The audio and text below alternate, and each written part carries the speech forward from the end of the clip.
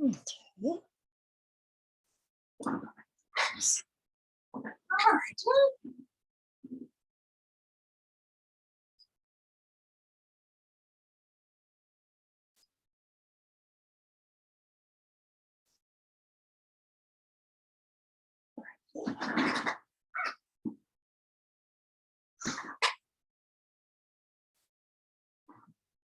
Recording in progress.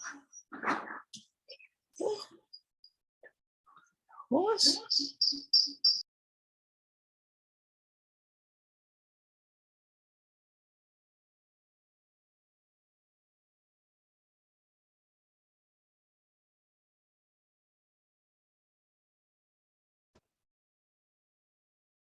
Hi, Kristen.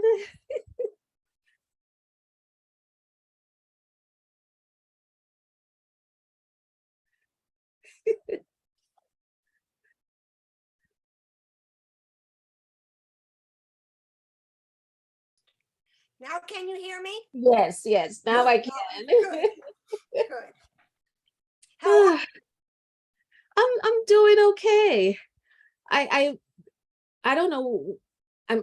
I have nerves. Well, I wonder why. I wonder why.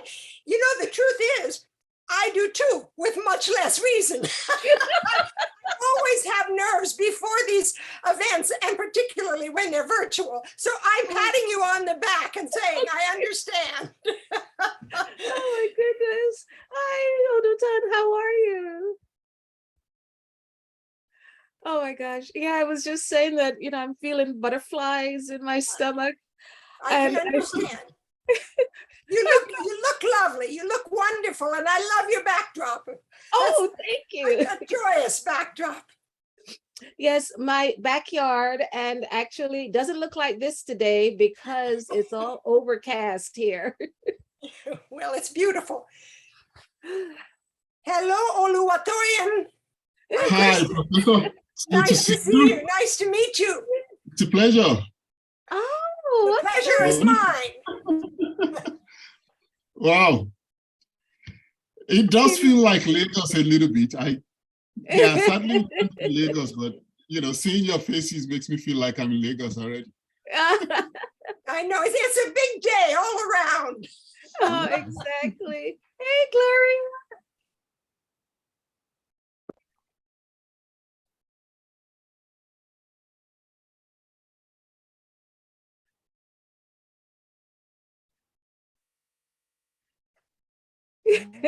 Yeah. Now we hear you.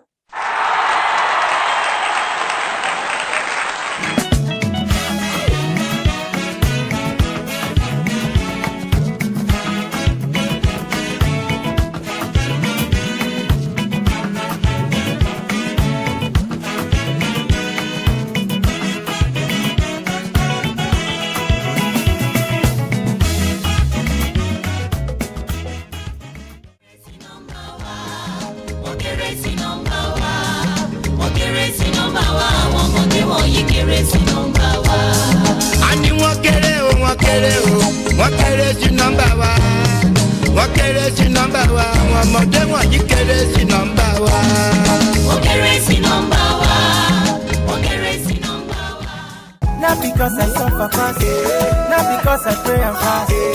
No be your show, no be jazz. I'm watching. Daily Osinachi, I'm no qua Osinachi. One man Osinachi, I'm watching. Daily Osinachi, Mama Osinachi.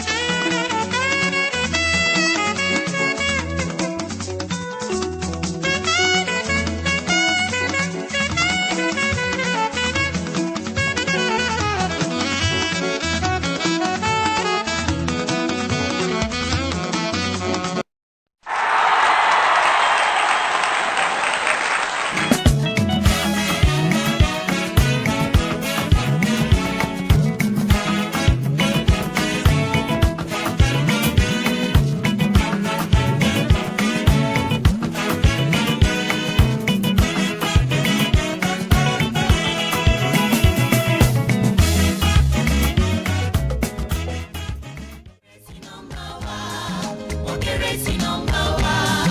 Wọ́n kéré sí nọ́mbà wa. Àwọn ọmọdé wọ̀nyí kéré sí nọ́mbà wa. A ní wọ́n kéré o, wọ́n kéré o, wọ́n kéré sí nọ́mbà wa. Wọ́n kéré sí nọ́mbà wa, àwọn ọmọdé wọ̀nyí kéré sí nọ́mbà wa. Wọ́n kéré sí nọ́mbà wa. Wọ́n kéré sí nọ́mbà wa. Not because I suffer fast, not because I pray and fast. No be your show, no be that. I'm watching. Daily, Osinachi, Namnukwa, Osinachi. One money, Osinachi, I'm watching. Daily, Osinachi, Mama, Osinachi.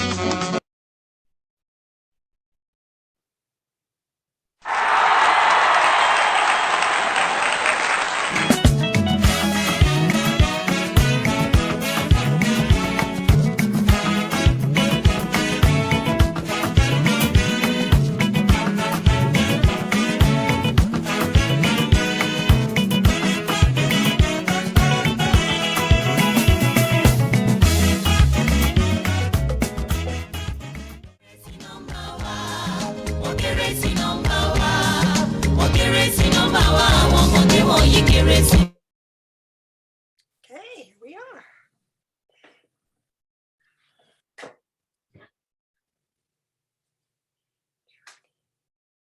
Good morning. Can you hear me? I can. Okay, good.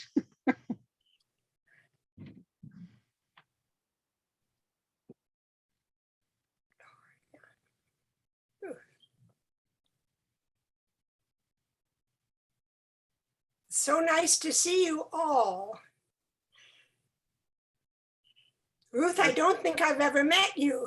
It's lovely to meet you today. Very nice to meet you, Kristen, too. Thank you. Oh, yeah, Thank yeah. you. Really good to see you. And, Yeah, and I think- Gloria, it's too long since I've seen you, Gloria, so it's wonderful to see you all. But Nice And- to see you again. Oluwatoyin, I don't know that I've met you before, have I? I think I met you at Lagos. Did we meet at Lagos? Yes, very briefly. I said hi. You said hi. So Good, good. you everyone looks up to you. So Well, I have a you poor puzzled. memory. I have a poor memory for names, which is a real, it's a shame given that I'm an historian. I have a bad memory for names. So, and not a very good memory in general. So It's great to see you.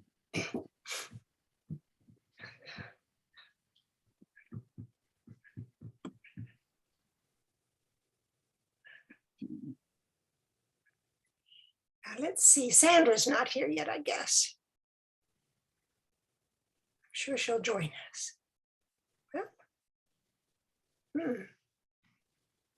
Is she? Let's see, Sandra here? Oh, there's KG. Hi, KG. Hi, Nice to see you, KG. same here.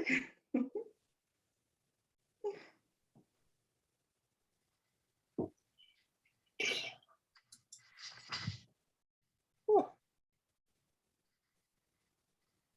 Sandra is our chair.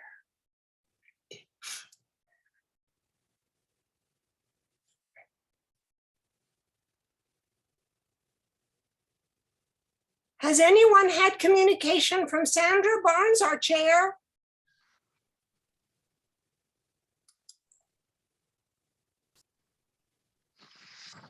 I was in touch with her earlier in the week. I just sort of confirmed things, and she definitely knew it was happening.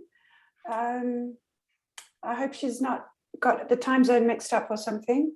Yes. Does anyone, should we send her a quick email or? Let's see, I could do that. I've got another computer here, I can do that.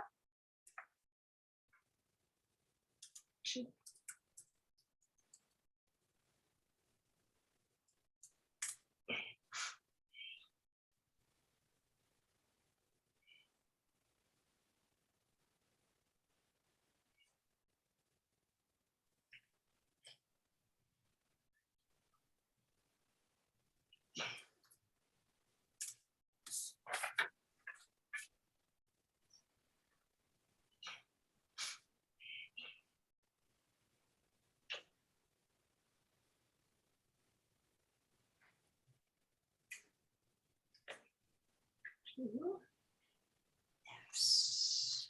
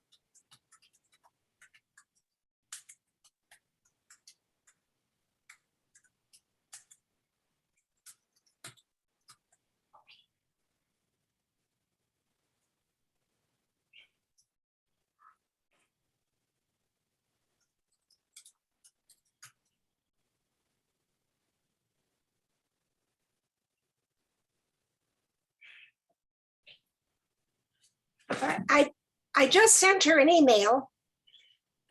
Okay. It's now 10:05. Shall we give it a minute and a half or so, a minute or two, and if she's not here, just go ahead and start in the order that we appear on the program. We have such a rich and wonderful book to discuss that we want to preserve as much time for that as possible. All right, my computer says 10:06. If Sandy's not with us by 10:08, what do you say? KG, you're on the program first. You will go ahead and make your remarks. And I can't hear you, KG. Okay, yeah, that's fine. Okay, all right. Sorry to just rush in like this, but I see the minutes ticking away. Now, but I'll watch my computer, my email on my computer for a couple of minutes and see if I hear from Sandy. And I think she can just log in at any time anyway. So if she parachutes in when we're speaking, then that's great.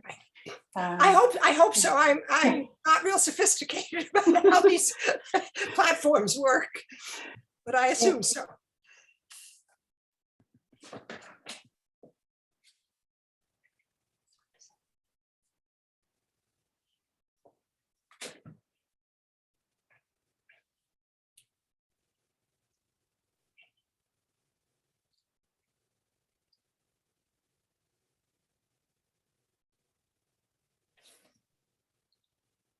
We've still got an audience of 20, so Yeah, Right, so we're gonna we do- want to yeah. start. We'll So start hang in. very soon. Hang in there, audience. We're going to Yeah, start. hang in there. KG, just to prep, because it looks as if we're going to need to fly on our own. Will you introduce yourself in 1.5 sentences so that you just tell us and our listeners, our audience, who you are, and that will help explain what you bring to this conversation of Professor Byfield's wonderful new book. Okay, all right. Go ahead.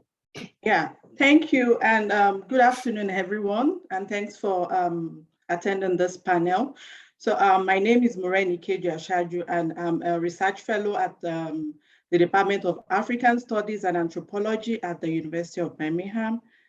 And my research focuses on gender and marriage in colonial Abeokuta. So my work have benefited a lot from the scholarship of Judith Byfield. And I think that's one of the reasons why I got the invitation to be on this panel. Yeah, so can I start? Yes. Yeah, okay, yeah.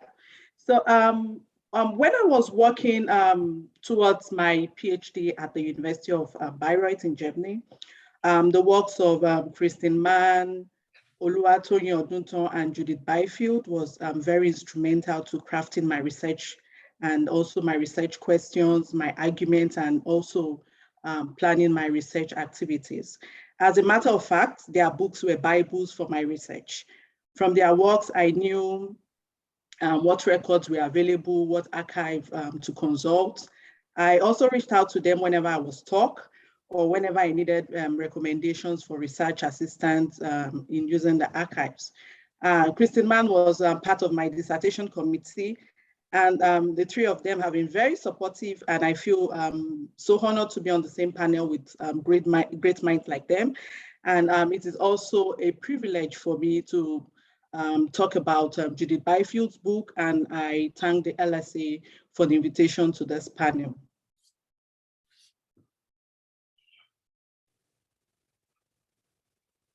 There is a lot to appreciate in Judith Byfield's book titled The Great Upheaval, which is a meticulously documented history of the gender and nature of Abeokuta's colonial history. The author uses revolt as an entry into the exploration of gender and nationalism in Nigeria. And the book is historically revealing and gives a more nuanced understanding of the 1947 revolt by recasting and also for grounding a history of taxation in Abeokuta. The book offers great insights into the contributions of women towards nationalist histories of emancipation in Africa. And the author puts gender in conversation with historical themes such as human-environment interaction, growth and changes in society, development of political institutions and ideas, belief systems, and interconnectedness of societies. By employing the gender lens, the author compels historians and more specifically African historians to rethink histories of rural urban life, trade, monarchy, taxation, religion, memorialization, and protest movements, essentially to reevaluate the history of colonialism in African societies or how Africans encountered colonialism by engaging with strategies from which new histories might evolve or from the undoing of colonially imposed frameworks. And this is also an important point that has been echoed in Odunton's book on colonial Abeokuta titled Power, Culture, and Modernity in Nigeria. On the gendered approach, the author argues that to fully comprehend the gender nature of Abeokuta's political history, one must pay attention to and also explore competing narratives to the nation. One must also identify continuities and also discontinuities in the social, political, and economic relations of Abeokuta. While the book unveils how women and men have responded to and also reconstituted notions of gender in their encounter with European visitors to Abeokuta, and also by extension Nigeria in the 20th century, women in Abeokuta should not be perceived as a detached or an exclusive group who had superficial relations with men. Not at all. The continued historical interaction of the men and women in the social and economic spheres suggests that both men and women were very active in shaping their nation.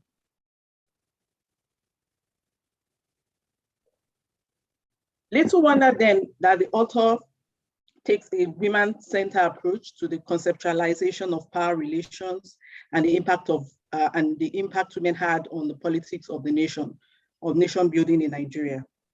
As she builds on an analysis of the complex experiences of men and women during colonialism, the author engagingly calls the reader to consider a choice of subtitle, and that's Women and Nation in Post-War Nigeria, not as a contradiction, but as a way to question omission, such as the glossing over of women's experience in the study of gender and nationalism, and the notion that the militant nature of politics in Nigeria deterred women from politics, and consequently, women were more located within the caring jobs. Byfield responds by highlighting the importance of writing women into the nation as not just symbolic bearers of the nation, but as people who were actively involved in nationalist movements in Africa. Byfield deserves commendation, not only for putting gender history against the old orthodoxy and recent notions that shaped and continue to shape historical inquiry, privileging some kind of meta-narrative as the ultimate historical paradigm of explanation, but for writing women, more specifically Abeokuta women, into the history of nationalism in the process. Given the paradigmatic pitfalls the author identified in previous studies, Byfield innovatively embarked on analyzing 20th century sociopolitical and economic history of Abeokuta with the issue of a twin prism, and that's tax revolt and women's movement as important frameworks. According to Byfield, the tax revolt is much more than an expression of economic distress. It offers a rich symbolic and discursive landscape from which we can glean insights into women's political thoughts and their contribution to cultural construction of nation. For example, a counter-narrative about colonialism in Abeokuta, an explorational narrative from the evolving nation, develops by analyzing the performative dimensions of the tax revolts, such as focusing on songs, focusing on protests and also dress, as well as the Thanksgiving celebrations after Ademola's departure. Each chapter in the book is highly engaging and insightful with helpful citations. Although the book is focused on a specific event, that's tax revolts, the author critically engages and also analyzing themes such as nationhood, as seen in chapter 1, masculinity and national politics in chapter 2, cultural identities and activism in chapter 3, women, war and economic crises in chapter 4, politics and protest in chapter 5, crisis and confrontation in chapter 6. The book's 6 chapters, which are fused thematically and chronologically, opens us to a more nuanced interpretation and understanding of how taxes changed the landscape of women's economic lives and how taxation became the central focus of women's political critique and activism in the post-war era. While the tax revolt grew out of local circumstances and grievances in Abeokuta, it also became an important invention of the new era in Nigeria's political history. I enjoyed reading the section where you described your methodology and the strength of existing KG, 1 more minute. historiography and documentary evidence on Abeokuta, which made it possible for you to consistently reveal the politically conscious women in Abeokuta. And I'm particularly fascinated by the enormous primary sources you made use and also the rereading of existing literatures, mostly those written by Egba citizens such as Wole Soyinka, Sholanke Ladipo, and Folari Adebeshi. And more importantly, because of time, I also find interesting and inspiring your use of the archaic native court records, which also relates to my work on gender and marriage in colonial Abeokuta. And your use of the record is in contrast to what I find out. What I found out is that the court continuously supported women's claim for divorce during the colonial period. But what you found out is that the court was used as a means of harassing women and also imposing fines and taxation on these women. And so your findings of the damaging impact of the court on women have further propelled me to examine the criminal court records of the Aki courts. And so in rereading your book, I see a lot of references and discussion on the interaction and impact of Christian missionaries, Christianity and its engagement with African cultural values and politics, but little reference to Islam. We know little or nothing about Islamic influence on gender and nation building. What is the place of religion in this historical sociology? How do we expand our database and discursive lens and give significant agency to the stories of Muslim men and women which have not been told? I think this is important in challenging the homogenization of male-centered power. Thank you. Thank you very much, KG. I will play the role of timekeeper since Professor Barnes isn't here. Professor Juku, I think you're next on the program. Again, a sentence to introduce yourself, if you will, and the floor is yours. Thank you. Good morning and good afternoon, wherever you are. My name is Gloria Chukwu, Professor and Chair of Africana Studies at the University of Maryland, Baltimore County. I am honored to be part of this important book panel discussion, The Great Upheaval, Women and Nation in Post-War Nigeria.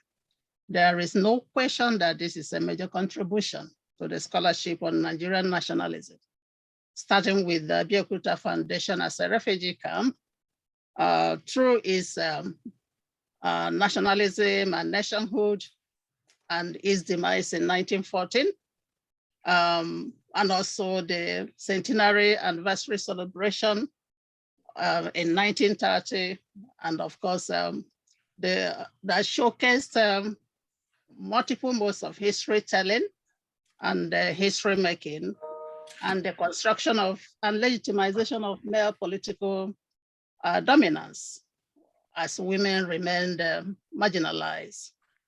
The book also covers important historical contexts, such as internal and external drivers and contradictions that gave rise to the Abeokuta nationalism and nationalist movement in Nigeria. It is a meticulously gendered study of the critical role of Abeokuta in the conceptualization of a national women's movement, gender and nationalism in Nigeria through multiple voices. As Judith put it in, I think it was in page 4, that she knows that the book answers the question as to why we look at Abeokuta in order to understand gender and nationalism in Nigeria. Now, because of time, I will highlight important elements of the book that help to weave together the gendered history of Abeokuta being a local history that affected national and even global nationalist movements across Africa. Now, the book presents the centrality of colonial taxation in Abeokuta, raises a question that has been echoed across colonized populations across the globe as to the question of taxation without representation. Abeokuta women, no doubt, launched series of protests against taxation, against abusive colonial officers, and of course, indigenous authorities, as symbolized in the status of the Aleke.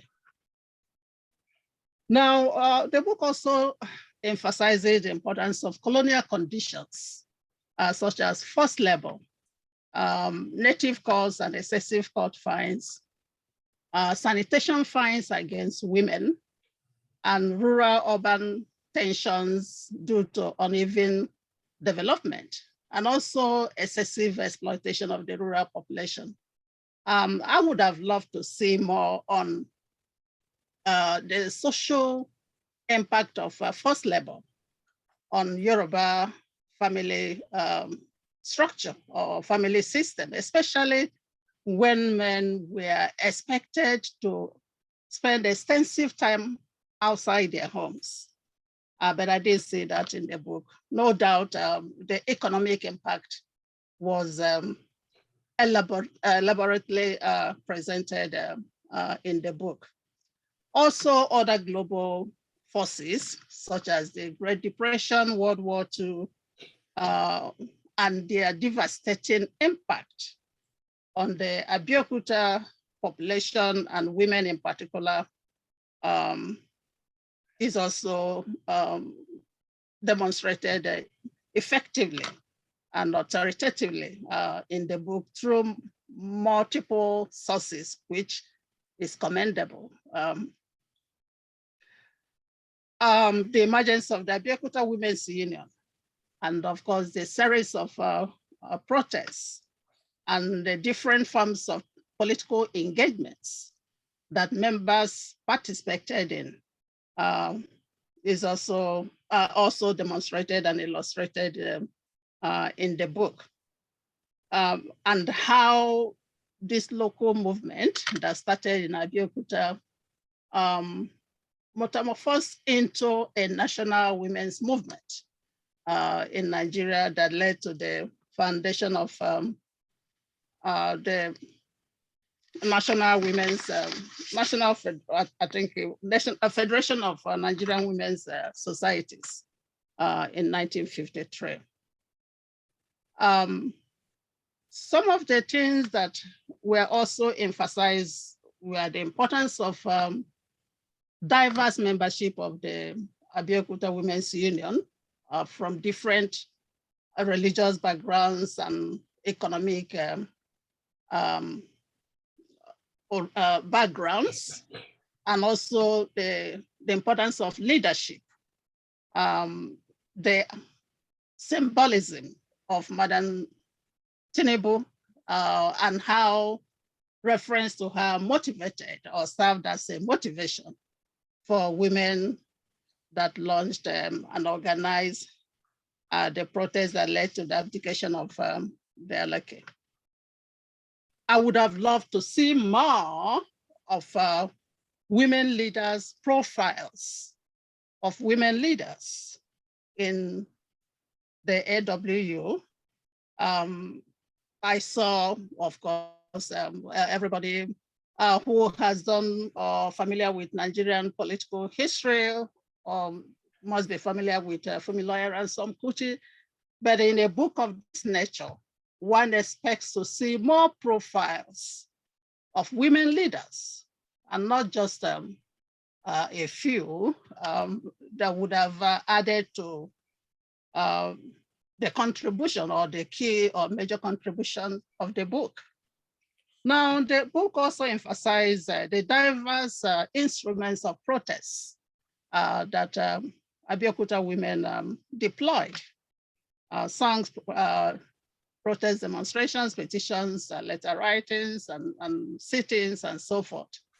And of course, the various demands they made, as well as the outcomes of their protest movements in terms of forcing the Aleke Ademola II to abdicate, forcing the colonial government to end direct taxation of women, the launching of the local government law of 1954, and of course, the election of women to become members of the councils that replace native authorities. These are important historical points that are highlighted in the book.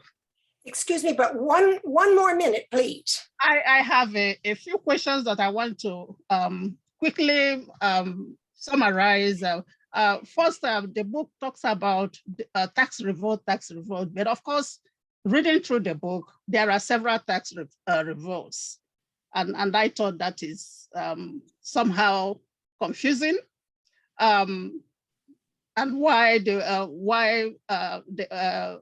author often uses tax revolt instead of, it would have been better to qualify women's tax revolt or tax revolts, because there were several.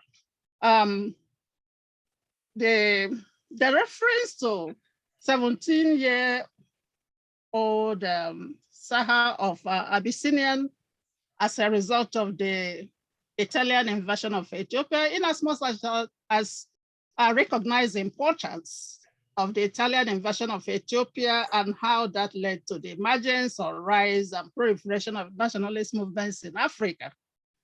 I'm looking for the importance, because you spent quite a number of pages discussing this event and the appeal made and how Abeokuta women contributed.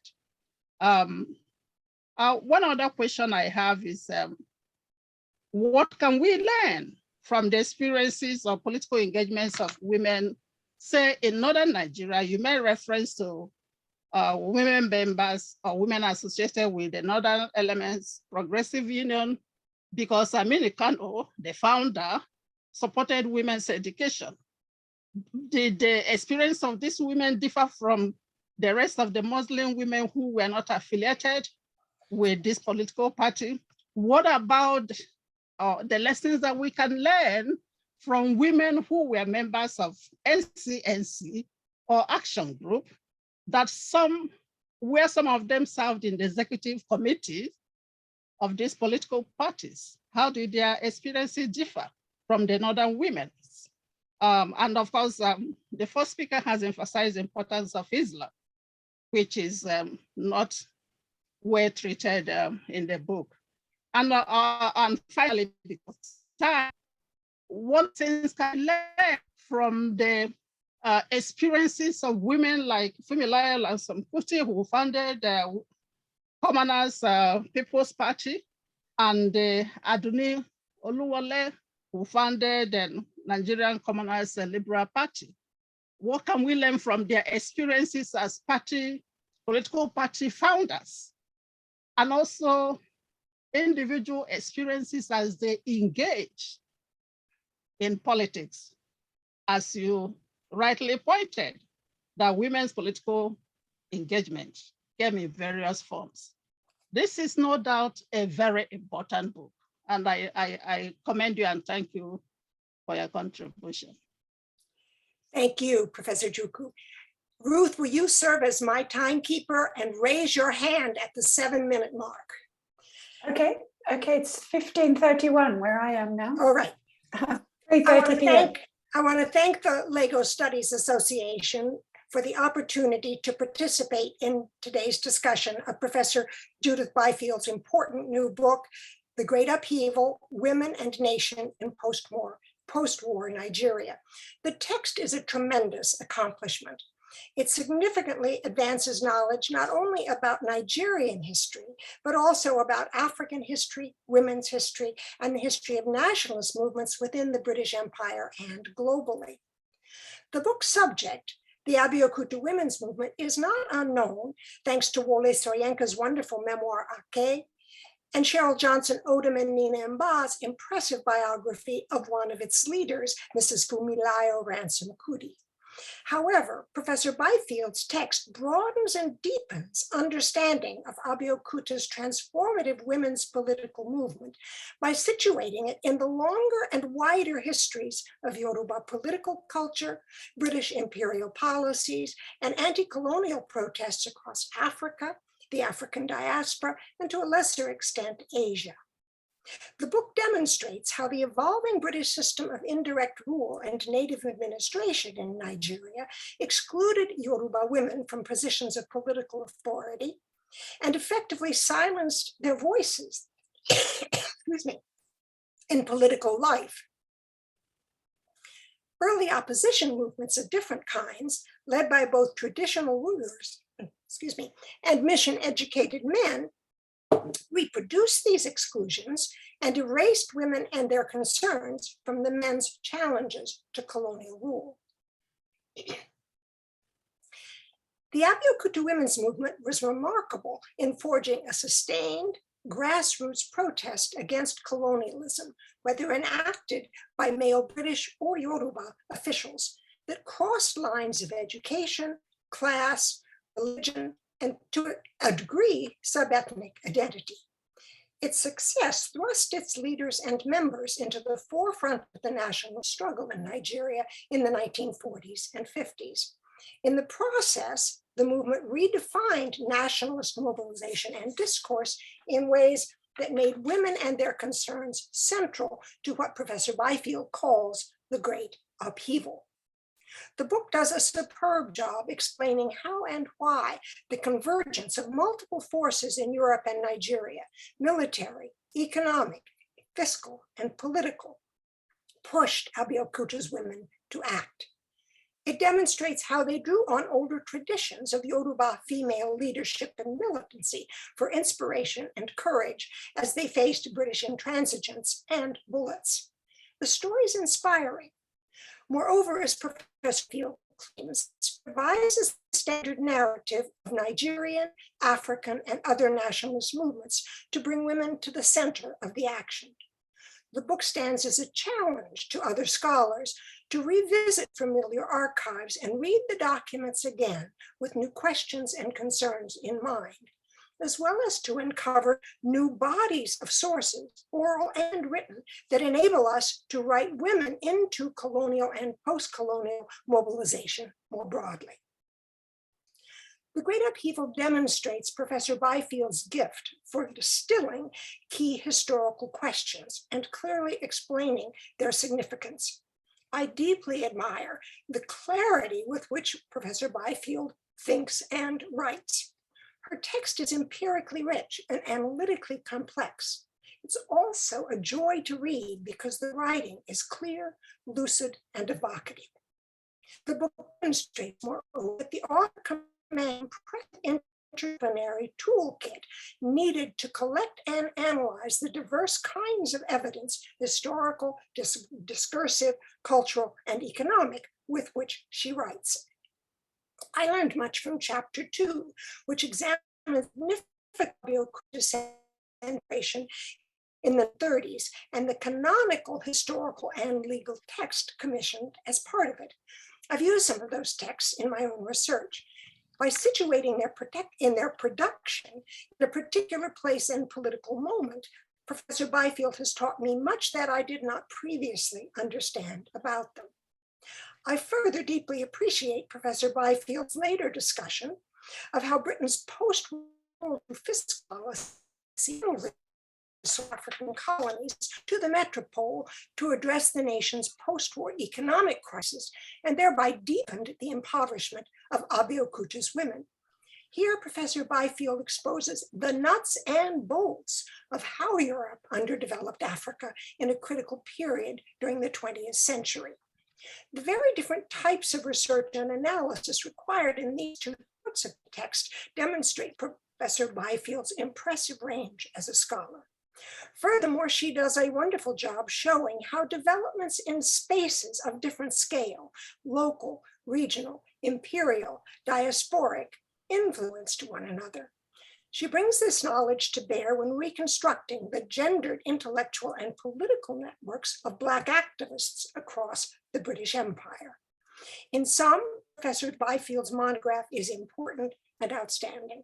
It's a must read because of the many major new contributions it makes to African, women's, African diaspora, and British imperial panelists. History. My co-panelists have raised very interesting and important questions for discussion. Rather than rehearse more, I simply want to congratulate Professor Byfield on the publication of The Great Upheaval, Women in Nigeria in Post-War. Excuse me. I want to congratulate Professor Byfield on the publication of The Great Upheaval, Women and Nation in Post-War Nigeria. I look forward to a discussion of it. Now I will cede the floor to Professor Odunton. Just introduce yourself with one sentence. I'll keep time and raise my hand at the 7-minute mark.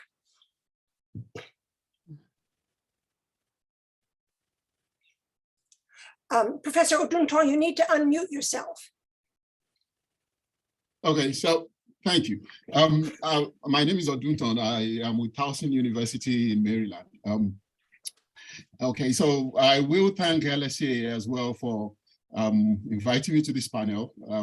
It's not just intimidating for the great names that are here, but also because I'm the only male on this panel. I kind of begin to think of myself as going to have to defend, men for the horrible histories they have written, in framing the nation as what men have done, which is what Professor Byfield's book actually intervenes about.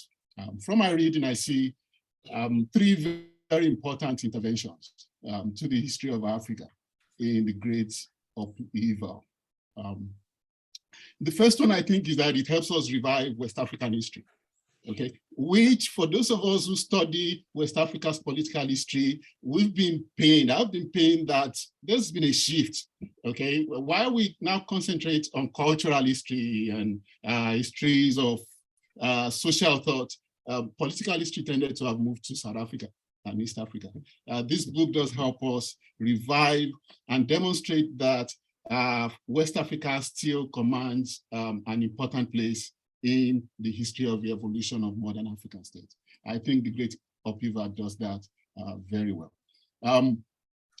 What the Great Upheaval also does in that context is that it helps us revisit the idea that Western educated Africans were modernizing agents that created modern states. The Great Upheaval revisits this and helps us redefine who these Western educated Africans were. Conventionally, we thought of them as men. Now the Great Upheaval points our attention to the fact that educated women were also part of this process. I think that is important.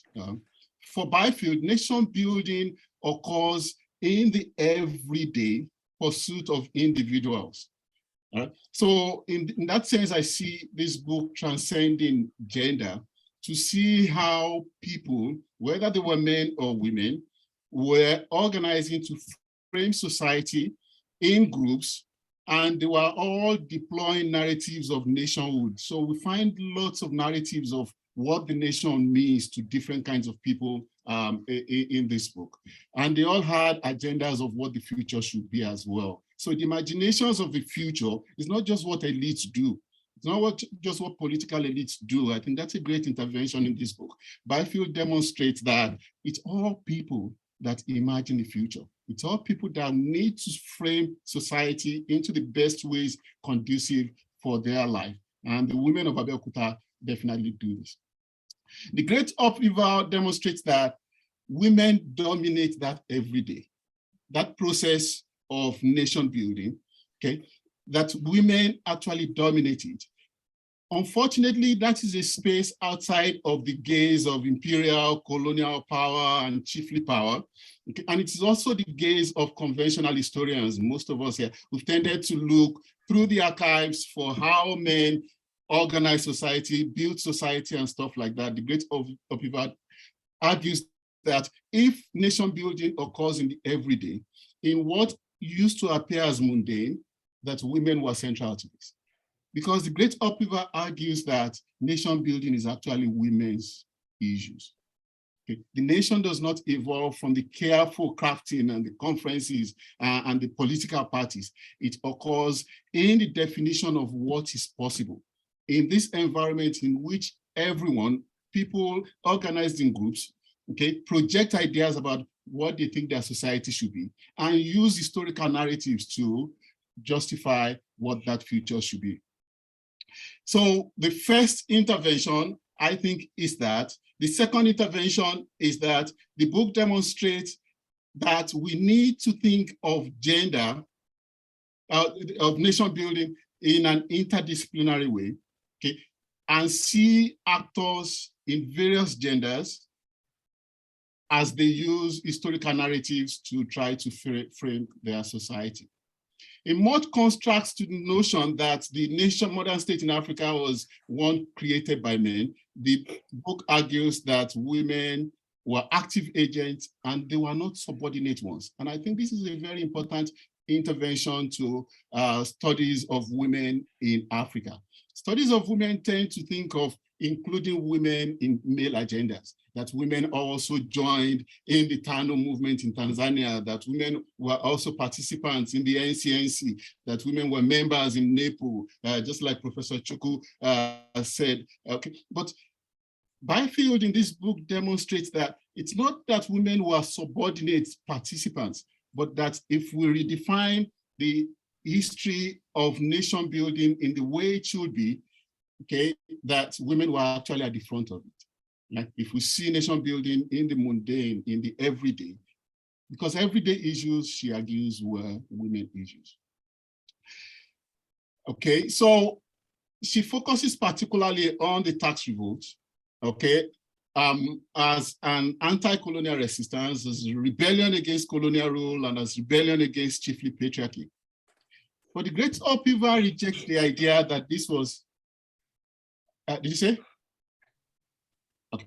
The Great Upheaval rejects the idea that this uprising was a moment of newfound realization, or that it was new, that it was revolutionary, that it was a great moment on the part of women of Abeokuta, or that it was sudden activism from when they were previously passive, right? In clear chronology, the book demonstrates that since the founding of Abeokuta, Egba women always exercised political and economic leadership, and that they were active participants in the process of Egba identity and how the political constitution of Abeokuta evolved. They always contested male-centered political narratives. They were not passive at any point. They did this by recalling historical precedents of women leadership and power. They framed their political actions through a historical legacy of past women and of succeeding women leaders. Okay. I mentioned that these women were not profiled, but what we see in this book is that Egba women had their own history outside of the dominant narratives. Outside of the dominant narratives that we see or as is usually constructed for the evolution of the modern state. The third, less theoretical, and if you ask me, potentially more impactful contribution of the book is that it kind of blows the history of Abeokuta into pieces from the way we know it.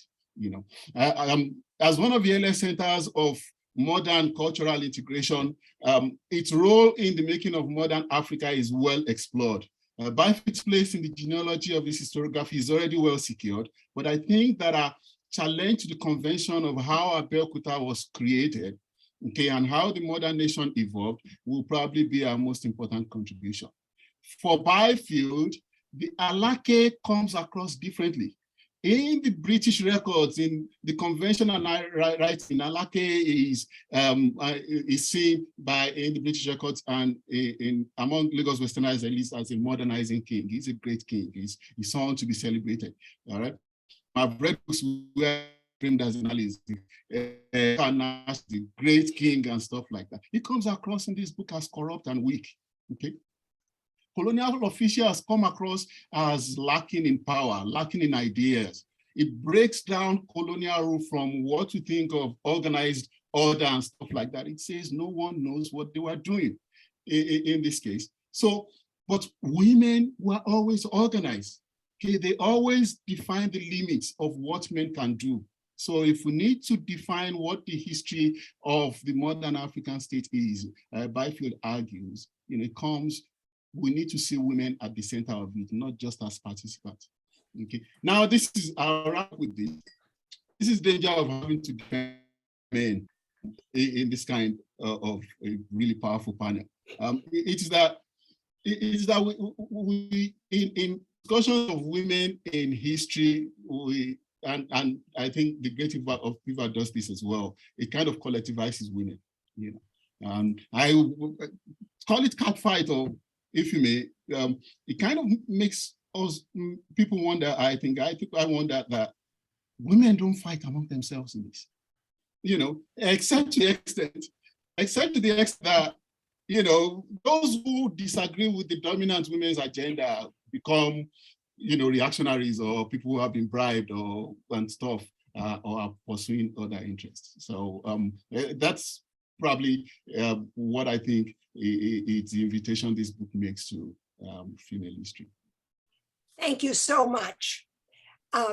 Professor Watson, we'll hear from you. I'll raise my hand at the 7-minute mark. Okay.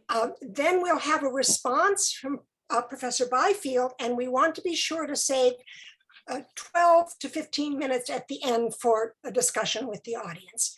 Thank you so much. Okay, fantastic. So my name is Ruth Watson. I wrote a book about Ibadan many years ago. Civil disorder is the disease of Ibadan chieftaincy and civic culture in a Yoruba city. So we were asked to explain why we're here. I think that may be one reason why I'm here, but I'm really honored to be here. I'm really glad. It's a great honor, actually. And I'm very grateful to the LSA for inviting me. And I'm really honored to be here. So first of all, Judy, congratulations on your book. And I want to show you the book. Here is the book. It probably does that shows backwards, doesn't it? But anyway, it's a big tome, and it's everybody read it. It's a good book. It's a fantastic book.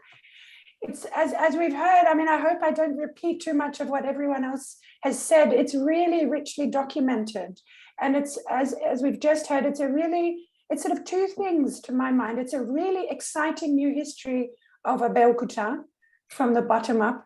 And it's a really impressive revision of how we understand political protest and the making of nationalism in Nigeria. And crucially, Judy locates women at the heart of that story, and we hear their voices loud and clear. And we also witness their very innovative forms of political action and the effectiveness of this action. Now, when one thinks of women, tax, and protest in Nigeria, at least here in England, the classic example that's put forward is the 1929 Women's War.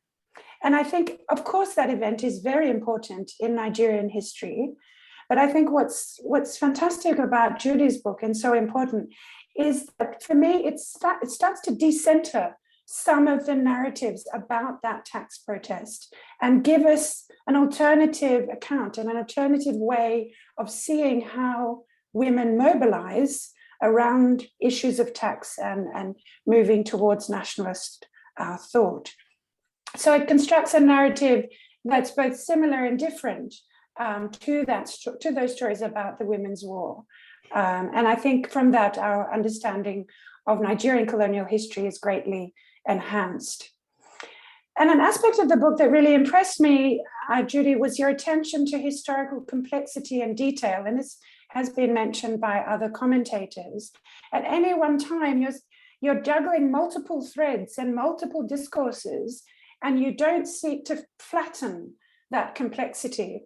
And I think from that point of view, the book must have been really hard to write, to just keep all of these threads in contention, as it were, and not end up with some sort of knotted mess as you try to work your way through. So well done. Okay, so in my short commentary, I really am going to try to be as quick as possible because we want to open up the floor and also hear from Judy, of course. So I just want to draw out two themes that I'd like to reflect on further. The first of these is how we understand and conceptualize the boundaries of the nation and the role of women in pushing those boundaries. It seems to me that part of what you document in your book is how and why the boundaries of Abeokuta were pushed outwards and ultimately pushed into the Nigerian nation. But I think there's a tension between the assertion of a civic identity and a local sense of belonging with making the nation as a collective identity. So I wonder if there's time, if you could reflect on this tension between civicness and nationness. And I thought this was particularly noticeable with regard to Abeokuta's centenary. There was these tensions between civicness and nationness there. And I guess I wonder if you agree that if there was a tension. And I wonder, how do we map the boundaries between Abeokuta, Egbaland, and Nigeria? You know, they're not all the same constituencies, and how do they all get made in different ways? So as the historian John Iliff has put it, most early 20th century Africans saw the locality as the most relevant political arena. And I think this really applies in Abeokuta. And he notes that the other political level was supra-territorial, which you explore in your chapter 3, Race, Nation and Politics in the interwar period, when you look at Garveyism and also the National Congress of British West Africa. So I think one of the important contributions of your book is to trace in a really fine-grained way how the level of politics shifted from the local and super-territorial to territorial nationalism, to nationalism of the state of Nigeria. So in order that when the great upheaval came, it was simultaneously local and national. But I'd still like you to say more about that shift. I really like the way you organized the book. So you began in July 1948 and then effectively revealed that this was the tip of the iceberg, and then went down to uncover that iceberg and deeper history, and then came back at the end to 1948. And we all had a much deeper understanding then of what was happening in 1948. So that's this first theme of the boundaries of the nation. The second theme is this, to identify, is the issue of taxation, representation, and citizenship, which runs right through the book. And so I suppose my question there is how taxes generate political constituencies which demand representation and citizenship rights. So you rightly have a lot to say about how women intervened in these historical processes and protested while at the same time making political claims. But in considering the question of gender, do you think women reacted to taxes in fundamentally different ways? So I wondered if you could say something about masculinity in relation to these questions. It seems to me that the Alake sustained a particular model of masculinity. How did that shape the way that he ruled? And to what extent did the discourse of masculinity also shape the way that women protested? Also, much has been said about how protesting women challenge discourses of femininity. So protesting women are somehow not proper women and they're not behaving as women should. But were there specific elements that you would identify in Abeokuta women and how they claim citizenship via their struggles, and to what extent did they challenge or entrench discourses of femininity? So those are the two themes: conceptualizing the boundaries of the nation and understanding tax and citizenship. My final point, which is a very general one really, is to ask how you see your book reconfiguring our understanding of African nationalism more broadly. I mean, you do reflect on this in your introduction, but I wonder if you could remind us here today what you think histories of nationalism in Abeokuta and Nigeria can teach the rest of the continent. So thank you very much. Thanks. Thank you. Thank you so much. Thanks to all the panelists. I think at this point, we want to give Professor Byfield an opportunity to speak and to respond. I will raise a hand at the 15-minute mark, which should take us to about 10:15. If we can live with that, it'll allow 15 minutes for discussion with the audience. So you see how it goes, Professor Byfield. If you need a few more minutes, of course, we'll be generous. First off, I just want to thank all of you for just agreeing to be here today and for reading the books so thoroughly. And your questions are so good. And in many ways they reflect some of the things that I still I don't have or still I'm still in conversation with some of those questions. And so I'm in fact 15 minutes as I hear and feedback the participate in this panel today. So I'm going to take them sort of in different orders. KG, I think you're absolutely right about there needs to be more attention to the Muslim community in Abeokuta and more broadly within sort of Yoruba studies, partly because, and I hinted at it in different points, and Professor Biobaku's memoir was very important to this as well.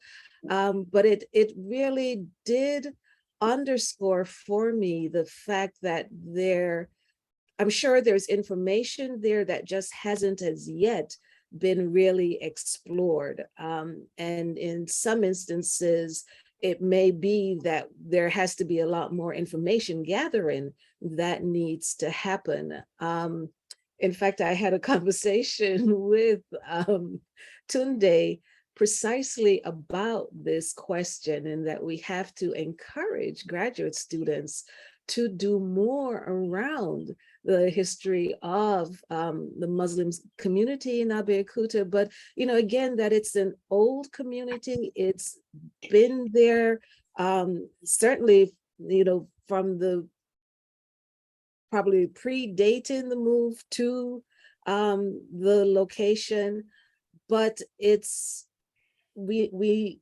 are in the records, they very often identify people by name, but we don't know a lot about these sort of political context and culture there.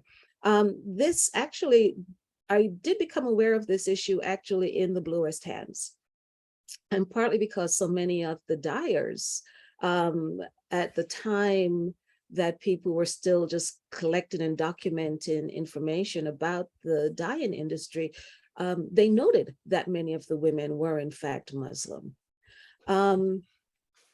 With the other thing that I think makes that also important was because the Muslim community contributed to the establishment of the grammar school. And so they too were a part of a nationalist, the nationalist strand that developed in Abeokuta from the late 19th century. So it's not that it's only the Christian elites, although those are the ones that most of us have focused on. That's mostly the group that Peel focused on as well. But the mere fact that they too saw the value of the education that were coming from these missionary schools, and created a high school or a secondary school that was not connected to the missionary community, was an important development at that particular moment in time. One of the other questions, and sort of Gloria, in response to what you said too, is that I agree absolutely. We have to know much more about some of the other leaders. And, there was partly a strategic, so I didn't talk about it so much, I think, in the introduction here, but I was saying in something else I've written, I've said both, I was quoting something by the woman who wrote the book on Garvey, Ula Taylor. that we not having enough information is a problem, but sometimes having a lot of information can also be a problem. And here, by comparison, I have much, much more information from the Ransom Kuti papers than I did from anything else. And even I would take around the pictures that, copies of some of the pictures that were in the files. And, I remember having some conversations with her daughter who, sort of vaguely remembered who those women were, but couldn't necessarily pinpoint who they were. And so at some point it was like, okay, do I keep trying to get at who some of those women are and filling in their backstory, or sort of going with this overwhelming wealth of information that I also had through her files? But I think it is ultimately important because Ransom Kuti clearly was not doing this alone. I think she was a critical leader at that particular moment, but she did have, an executive within the Women's Union there. And even as they formed the national organization, that she may have been the main leader, but there was always a contingent of other women leaders who were a part of this story. And in response to what Tunde said, oh no, there were fights. Someone, the word that people kept using about her was formidable. Less kind people would say she was a bully. There was a letter that I came across that was written by the gentleman they had hired to teach women how to run an industrial loom when the union set up, had a textile concern set up. And so they ordered this loom from Germany, hired this man who had been a World War II vet, who had been trained through the program that the Colonial Office set up for returning vets. And he just could not work with her and left this very, very scathing letter. But, I also know that there were tensions in the organization, and she had certain ideas about how things should be run, and not everybody agreed with her.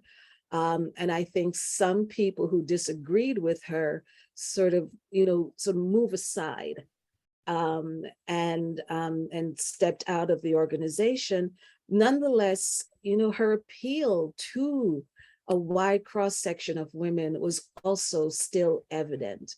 When I was doing interviews among the dyers in 1988, women were bringing me, they would go and dig out their AWE membership cards and show me the cards that, 40 years later, they still had these membership cards.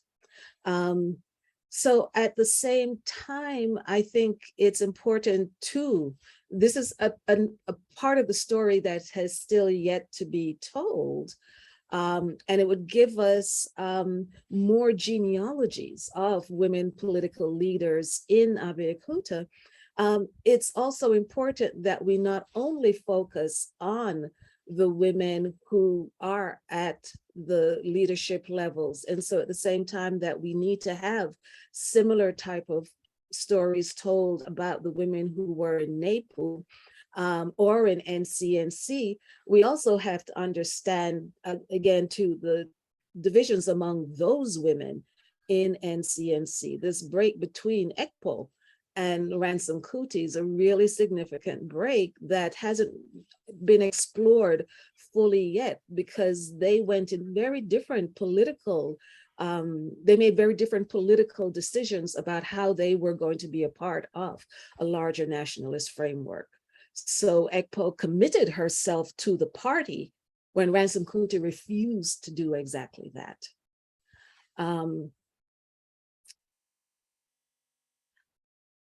Okay.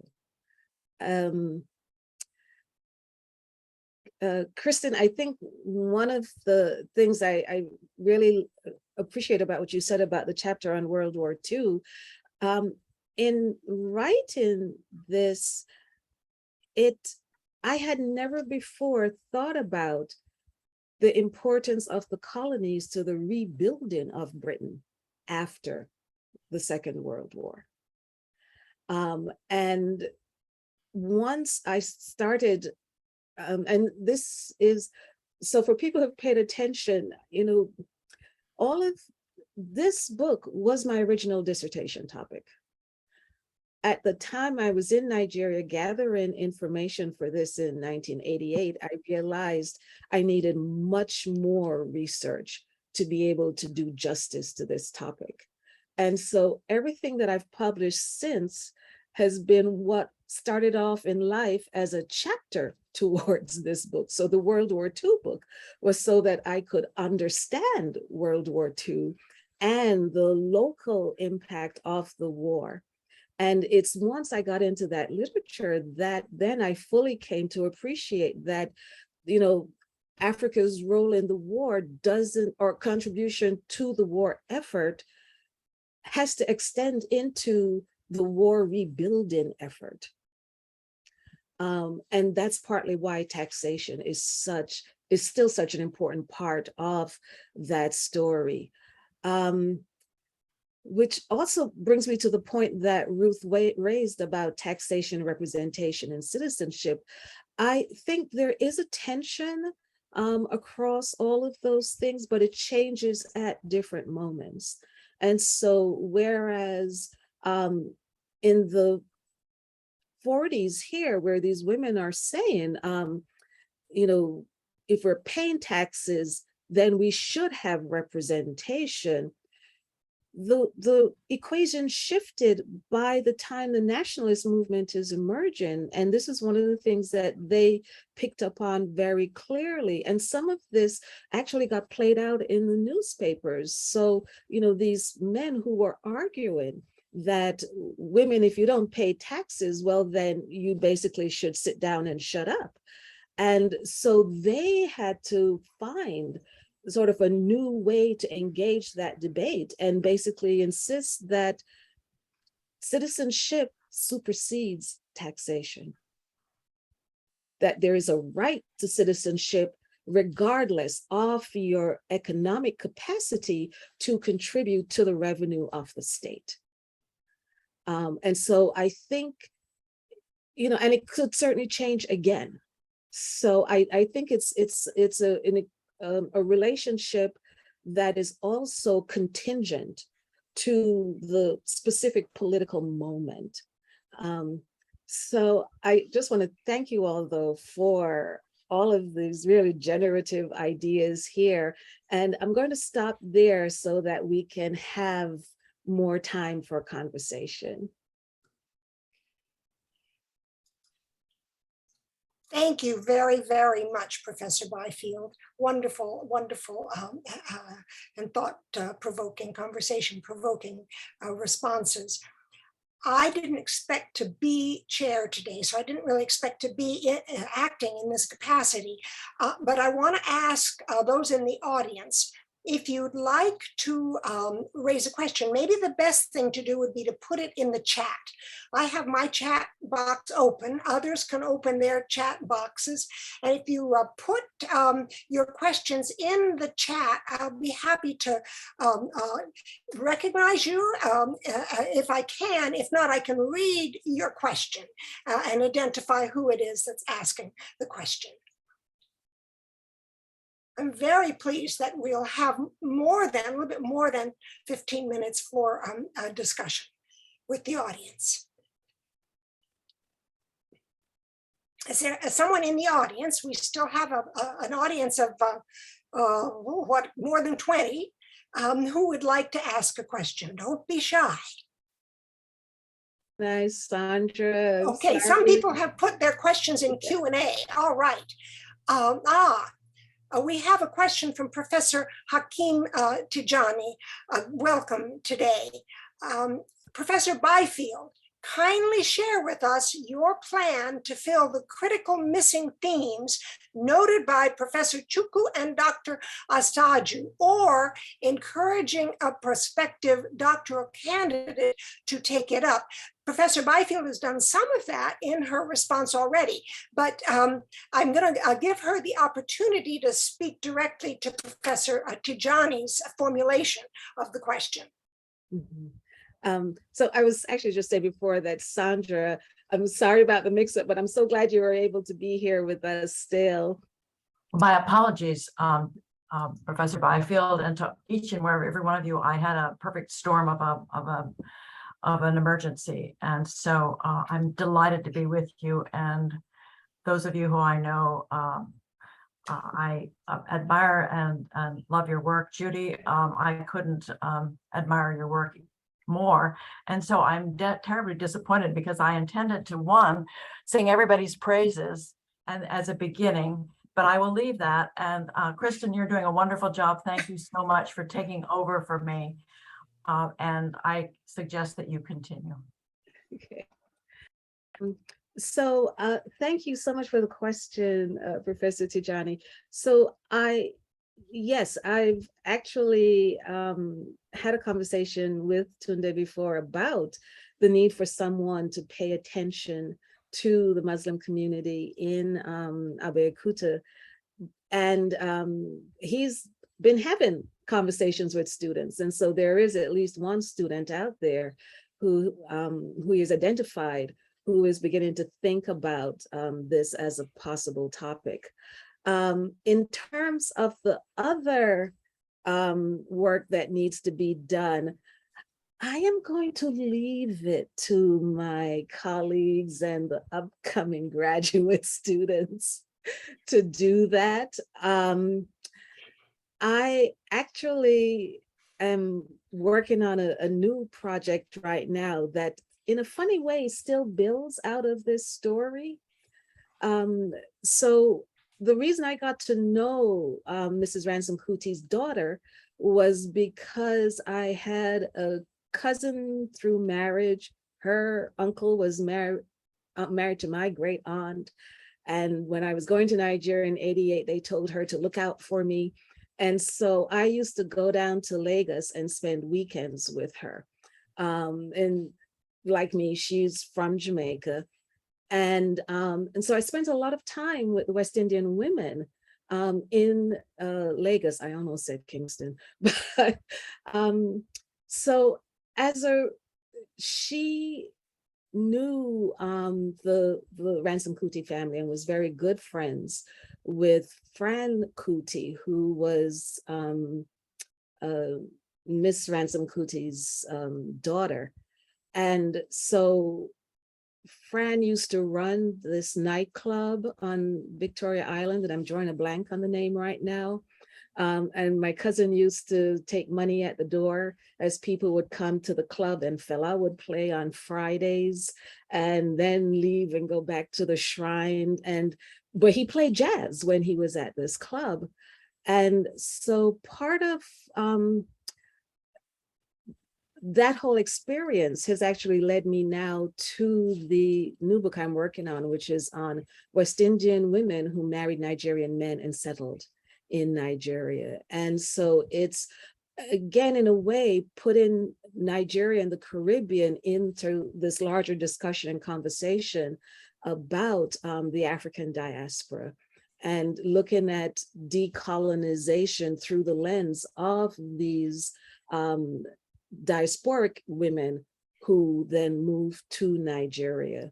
So this has taken me in a slightly different direction, but its roots, again, come out of this whole experience in Nigeria.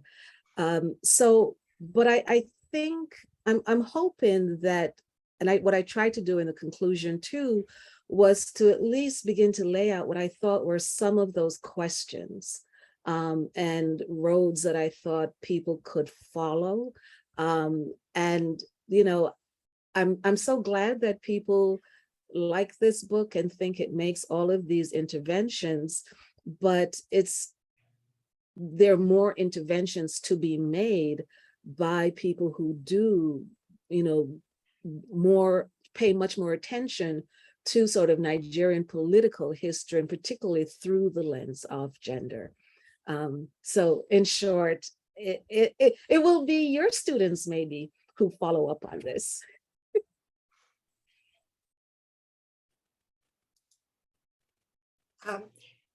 May I just make a brief comment that follows from Hakim's question and KG's intervention about Muslims and the importance of Islam, and what Judy has just said in response. I too have been working on research that excavates the lives of some Africans who were enslaved at Owu, taken to Brazil, freed themselves, came back to Lagos, reconnected with their families in Owu quarter of Abeokuta. They were all Muslims. And if you look at their interactions, Islam was right at the center of their lives. I'm feeling, I'm experiencing myself a sort of a real barrier to breaking through to really understanding their histories, in part because I've never been a student of Islam, in part because I don't read Arabic, in part because they're largely written out of the story. Mm-hmm. And so I just want to underscore what we're saying here about the invisibility of Islam and Muslims in the story. Now, of course, there are great and wonderful historians in among the Yoruba, Badamoshi and many others, a number now at the University of Lagos and at Lagos State University, who do focus on the history of Islam. But somehow those of us who are not specialists in that area have a very hard time breaking through to opening up their and really understanding their roles in the past. Hakim raised another question about gender, but I want to, before we go there, ask if there are others in the audience, we still have almost 10 minutes, who want to ask a question by either posting it in the Q&A or posting it in the chat.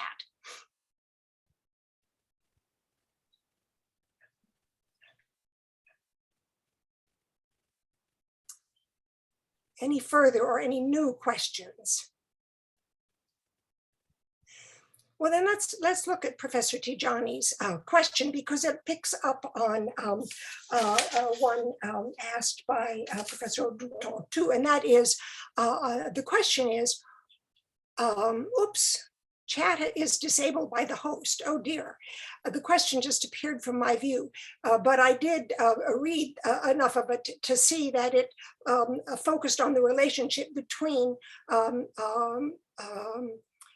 gender and men, and it had to do with your use of nouns and whether they're singular nouns or plural nouns. Anybody else read that chat and can help me articulate the question that Professor Tijani was asking?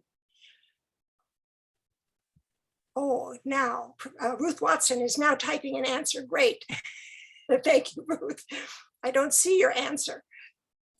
I think I said, anyway, something went funny with the thing. Yeah, it was just an answer to say that the book does look at gender in the sense of gender being about men and women, but it's particularly looking at how women intervene through protest, and particularly about in relation to tax, to colonial policies. And through those protests, they obviously encounter a large number of men. But I think there's a lot, I guess that was partly what I was getting at with regards to my point about masculinity. I think there's a lot about the Alake in the book, but perhaps it could be more explicitly couched in a kind of gendered way. You kind of seem a bit hesitant to gender the Alake in some ways. Maybe that's unfair, but I don't. Does that make any sense? Yeah, well, Yeah. yes, it does. And I think he does actually, and I think the things I didn't lay it out as clearly as I could have developed it there, because there's a brief section where I talk about sort of competing notions of masculinity and sort of contrast Reverend Ransom Kuti with Awolowo. Mm.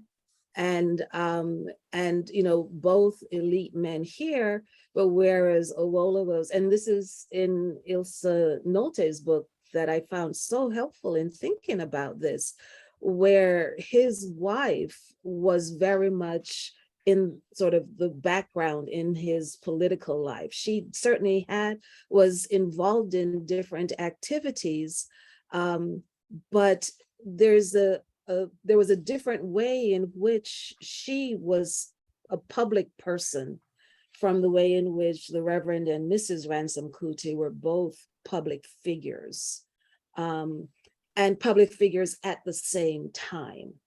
And I think with the Alake that he does offer another element or type of masculinity, but it's also predicated or built around the fact that he is a chief. And so the expectations of him and so his wives don't come out in the records in the same way. That some of them were involved in trade. That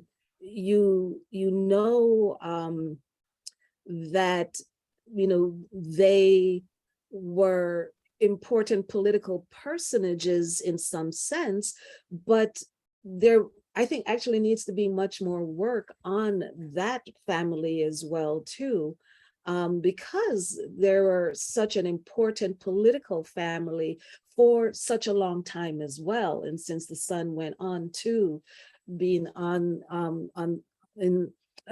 the courts, so I think what you have with the Alake was a masculinity that was framed as much, if not more, by his position as a traditional king of the town. And he certainly had his own ideas about what were the appropriate roles for women. And this was part of the tension between the Alake and Ransom Kuti. One of the interesting things for me over the process of reading and learning more about them, and I did interview one of his sons and a grandson, was that my opinion of him shifted.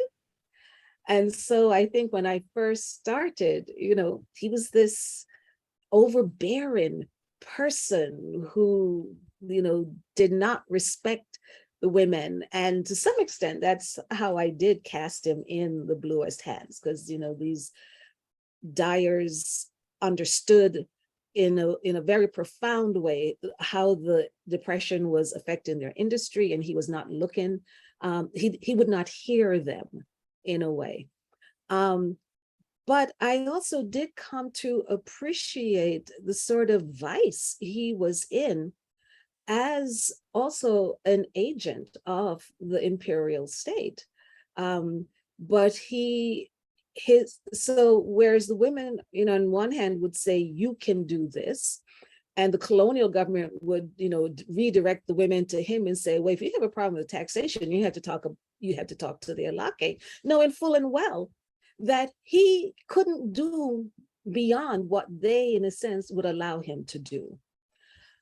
So that I came to have a much more complex understanding and appreciation of him, but of him too as an agent of an agent of a type of modernity. The fact that the kids go to school in London, his daughter, or one of his daughters who was in London, was very involved in WASU during the period of the Italian invasion. He was very supportive of girls' education. And so I don't discount that. And so at the same time that he supported, women being educated and playing political roles, that still he was not seeing them as equals, as social equals. And he, like some of the chiefs in the council, again, thought when it came to these political discussions that women should willingly stay in the background because this was sort of men's work. So I do agree that I could have made that a bit more explicit, but by the time I got to that chapter, it was like, okay, the gas tank is on fumes right now. I joke about it, but I say it took basically 40 years to write this book. And I'm glad I had the wisdom to not attempt it when I was a graduate student. Professor Odunton, Professor Chukwu, would either of you like to come in now? Okay, thank you. I think there's another part to the question that Professor Tijani raised. And that's if the About Women's Riot was an inspiration for Egba women. I'm not sure the book makes a very direct connection, but my sense is that it's difficult to establish that connection, that Egba women were particularly influenced by About women, because the colonial structure was such that the reference did not exist. The East was ruled differently from the West and all of that. But evidently, it's possible that Egba women leaders were aware of About Women's Rights. But what I also liked about the book relating to women's riots is that where other instances of women's anti-tax riots tended to paint women as poor, as displaced, as lacking in power, what the Great Upheaval does is that it actually makes women really very powerful and very economically, very important to Abeokuta. It's almost like the state depended on women. The women here are not poor women. Okay, the women, and she had established this in her previous book as well, the women had long reaches in terms of their economic power, in terms of their production, and in terms of the imports. The women in this book were not poor women. The state needed to tax them. Okay, on the contrary, it's the men who are poor. The men complain that women, they depend on their women. Okay, that the only way they get money is from agriculture and that women trade and stuff like that. Women were competitors to the Alaki. Okay, they were the ones that the Alaki needed to control more. So I thought that was significant in the book and a major intervention. Yes. I see a note in the chat that our session will be ended in 1 more minute. Professor Chukwu, is there something you'd like to say in conclusion? Oh. And you seem to be muted. Unmute yourself. Thank you. I just want to touch on the relationship between, or whether there was any relationship or any influence that came from the 1929 women's movement. We don't know yet. There might be, knowing fully well the importance of the press and the fact that this anti-tax movement in Abeokuta occurred in 1947. By then, the West African pilot was already in existence, and later Margaret Ekpo collaborated and worked with Ransom Kuti. So there might be, but we're yet to explore that. Another important factor here that Tijani mentioned is the muting of men who were collaborators, because Abeokuta women couldn't have done this alone. But you have to read to ascertain the role men played. And yet we're talking of gender, like the letter writers, like the importance of the press in popularizing women's ideas and movements. Right. And so that is an area that maybe graduate students may take it up and they expand on this important book. So I'll make two quick comments. One is that it's not clear if there was a direct connection between the 29 protests and these in the 40s, but the colonial state thought there was. That was very much a part of their discourse. They try to figure out how to address it because they said they didn't want to recreate what had happened in the East. And the second thing was that the Maje Obaje Society and Reverend Ransom Kuti were critical to this. And I didn't go very deeply into that, but there are records there about that society and the sort of engagement that they were doing. And again, this is where Ilse Nolte's stuff on Awolowo is so important too, in appreciating that organization existed in a number of different communities in Yoruba land. And I don't think that has really been explored to the extent that it could be and should be. I have been told that our session must end now. I'm sorry about that. It's been a wonderful session. Thank you, Professor Byfield. Thank all the participants. Professor Barnes, I'm so glad you're okay. And I apologize if I've usurped your authority. Not at all. Thank you very much. And thank you, Judy, for a great book. Oh, It's been a great session celebrating and interrogating a marvelous book. Thank you all for attending. Enjoy LSA. We have 3 more days. Thanks very much. Lovely to see everybody. Bye-bye all. Bye-bye. Wonderful to see you. Wonderful to see you. Yeah. Maureen KG, I'm sorry I couldn't call on you last.